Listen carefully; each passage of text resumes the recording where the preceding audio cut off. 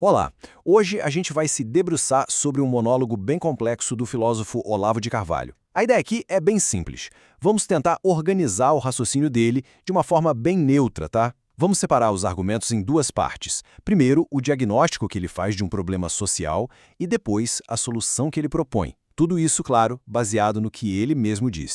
E o ponto de partida é essa frase aqui, que é bem forte, né?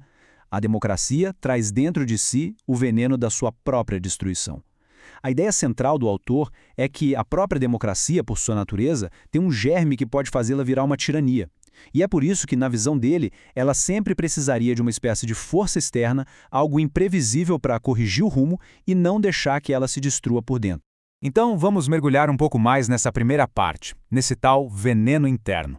O argumento todo começa com um paradoxo, uma contradição. A ideia de que a democracia é, por essência, frágil. E olha que interessante, para entender bem o argumento é preciso sacar que, segundo essa visão, o problema não é do Brasil ou dos Estados Unidos ou de qualquer país específico, não.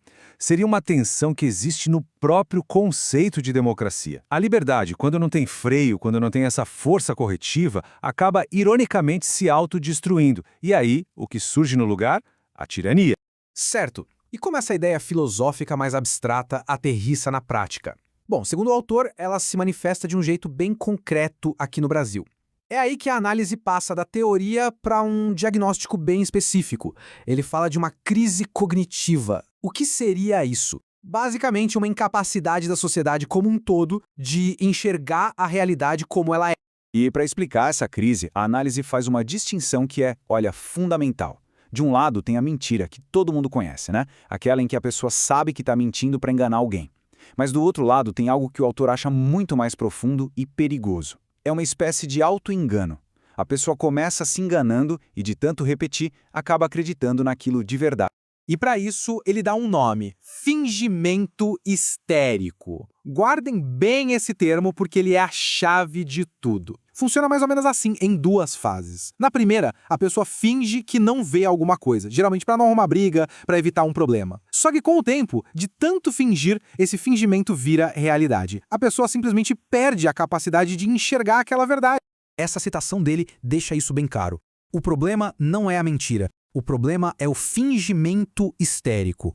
Ou seja, na visão dele, o auto-engano coletivo é muito, mas muito mais destrutivo para uma sociedade do que a mentira comum. Por quê? Porque ele corrói a base de tudo, a nossa capacidade de saber o que é real e o que não é. Ok, mas onde a gente vê essa tal crise cognitiva acontecendo? Bom, a próxima parte da análise aponta o dedo para as instituições. Seriam as falhas das elites, das instituições mais importantes, os principais sintomas desse grande problema. E um dos alvos principais dessas críticas são os militares. Eles são vistos como um exemplo claro dessa falha de percepção. A lista de críticas que a fonte apresenta é longa, hein? Inclui, por exemplo, a acusação de que eles teriam começado o desarmamento da população, que foram muito ingênuos na relação com a imprensa, que não agiram para frear o crescimento do Foro de São Paulo e, por fim, que teriam basicamente entregado as universidades para grupos de esquerda. E para ilustrar esse ponto, o autor conta uma história pessoal. Um oficial teria dito para ele: "Milico é tudo funcionário público, só pensa em aposentadoria." Essa frase é usada para argumentar que aquele antigo senso de missão teria se perdido, dando lugar a uma mentalidade mais burocrática, de quem só cumpre tabela. Mas não para por aí. A crítica também vai forte para cima da classe intelectual e da mídia. A acusação é a mesma, que eles também entraram nesse fingimento histérico. Como? Supostamente ignorando fatos que estariam na cara de todo mundo por anos a fio, o que teria ajudado a aprofundar ainda mais essa crise de percepção da realidade no país. Tudo bem, mas por que isso acontece? Qual é a raiz desse problema todo? Agora a análise fica mais psicológica. Ela propõe que existem dois perfis de pessoas que, juntas, criam e alimentam esse cenário. E esses dois perfis são o psicopata e o histérico. De um lado, o chamado psicopata seria o manipulador, aquele que sabe que está mentindo e faz isso de propósito para conseguir o que quer. Já o histérico é aquele que se engana. Ele começa a fingir para evitar um confronto e acaba acreditando na própria mentira. A grande diferença, então, é a consciência. Um tem plena consciência da mentira, o outro não. E o resultado desse processo no histérico é o que o autor chama de falsa consciência. É o ponto final. É quando aquele fingimento vira uma crença real. A pessoa passa a defender com unhas e dentes aquela visão distorcida da realidade e muitas vezes se enxerga como uma grande vítima ou até como um herói que ninguém entende. Este gráfico ajuda a gente a visualizar a dinâmica que está sendo proposta. A tese é que um grupo bem pequeno de manipuladores conscientes, os psicopatas, consegue guiar uma massa enorme de pessoas que se auto-enganam, os histéricos. É a minoria manipulando a percepção da maioria. Bom, depois de pintar esse quadro todo, esse diagnóstico, a análise finalmente aponta para uma solução. Se o problema é esse, qual seria o remédio?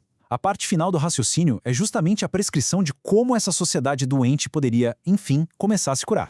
E a solução apresentada é um processo, um passo a passo. E o ponto central, o mais importante, é este. Para uma instituição ter moral, ter autoridade para apontar o erro dos outros, ela precisa, primeiro, olhar para si mesma e admitir publicamente os seus próprios erros do passado. E mais uma vez o exemplo usado é o das Forças Armadas.